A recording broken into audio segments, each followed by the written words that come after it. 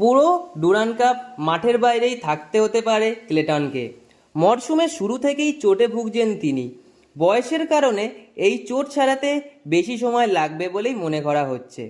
তবে গত মরশুমে সুপার কাপের ফাইনালে যিনি প্রেসিং করে গোল তুলে ইস্টবেঙ্গলের বহুদিনের শূন্যস্থান পূরণ করে একটি ট্রফি এনে দিয়েছিলেন, তাকেই আগামী মরশুমে না রাখার দিকেই ছিলেন বেশিরভাগ সমর্থক।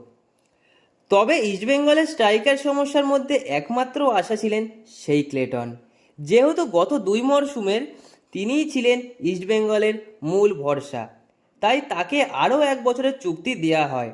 তবে এখনও সেই চোট ইস্টবেঙ্গল ম্যানেজমেন্টের কপালে চিন্তার ভাঁজ এনে দিয়েছে। এর মাঝেই 14 এএফসি আর 18 ডার্বি। ক্লেটনকে না পাওয়া গেলেও গত মরশুমের সেরা স্ট্রাইকার দিমিত্রিয়াটস ও ডেভিড রয়েছে ইস্টবেঙ্গলের আক্রমণ ভাগকে শক্তিশালী করার জন্য।